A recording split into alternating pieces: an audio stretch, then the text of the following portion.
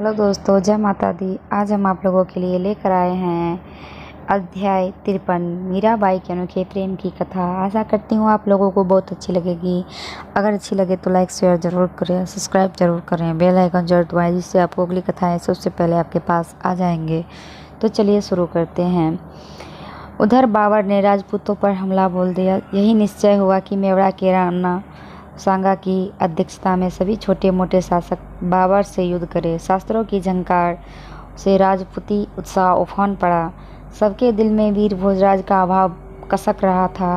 रत्न सिंह वीर हैं, किंतु उनकी रुचि कला की ओर अधिक झुकी है। महाराणा सांगा युद्ध के लिए गए और रत्न सिंह को राज प्रबंध के लिए चित्तौड़ ही रह जाना पड़ा।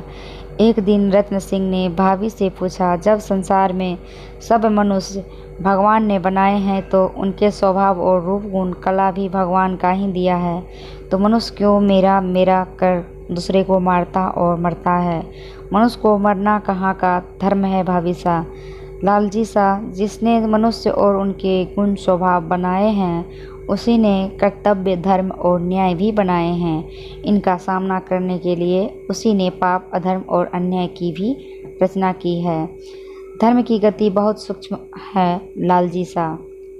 बड़े बड़े मनीष भी सेंस में पड़ जाते हैं, क्योंकि जो कर्म एक के लिए धर्म में की परिधि में आता है वही कर्म दूसरे के लिए अधर्म के घर जा बैठता है। जैसे सन्यासी के लिए भिक्षाटन धर्म है, किंतु गृहस्थ के लिए अधर्म। ब्राह्मण के लिए याचना धर्म हो सकता है, किंतु क्षत्रिय के लिए अधर्म।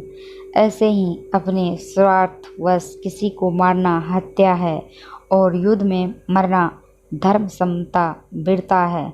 समय के साथ नीति धर्म बदलते रहते हैं। आगरा के पास हो रहे युद्ध से आए समाचार से पता लगा कि महाराणा सांगा एक पिस बुझे बाण से मूर्छित हो गए हैं। उन्हें जयपुर के पास किसी गांव में चिकित्सा दी जाने लगी। उन्हें हठ था कि बाबर को जीते बिना मैं चित्तौड़ वापस नहीं जाऊंगा, और वह स्वस्थ होने लगे। राजपूतों की वीरता देखकर बाबर भी एक बारगी सोच में पड़ गया, पर किसी विश्वासघाती ने महाराणा को विष दे दिया। महाराणा के निधन से हिंदुआ सूर्य अस्त हो गया। मेवाड़ की राजगद्दी पर कुंवर रत्न सिंह आसीन हुए, लेकिन राणा सांगा की और भी रानियां थीं और उनके भी पुत्र थे, और अब उनकी दृष्टि मेवाड़ की राजगद्दी पर थी। परिवार में विक्रमादित्य को सबसे ज़्यादा गद्दी की लालसा थी।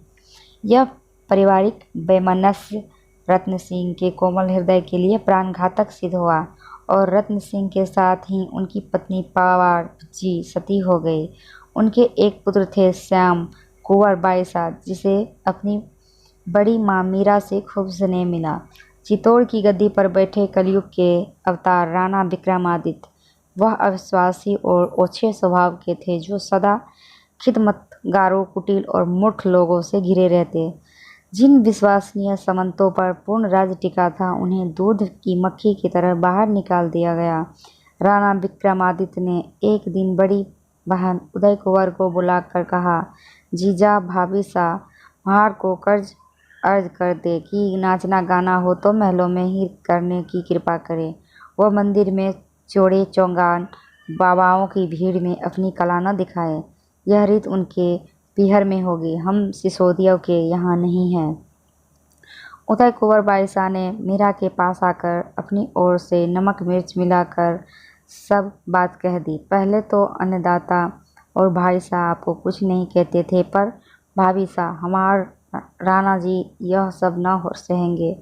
अब वह तो आज बहुत क्रोध में थे, सो देखिए आपका फर्ज है कि उन्हें प्रसन्न रखें और सबसे आप मंदिर न पधारे। इसका उत्तर मीरा ने तान पूरा उठाकर गा कर दिया, राणा जी मैं तो गोविंद के गुण गाऊं। राजो उठे नगरी राखे हरि उठायो कहाँ जाऊं। हरि मंदिर में नृत्य कराऊं, घुंघरियाँ धमकाऊं। यह संसार बाढ़ का काटा, जिया संग नहीं जासू। मीरा कहे प्रभु गिरधर नागर, नित उठ दर्शन पासू। राम जी मैं तो गोविंद के गुण गासू। ध्यान से सुनने के लिए धन्यवाद। जय माता दी। इसके आगे हम अध्याय 54 में देंगे। तब तक के लिए धन्यवाद। जय माता दी।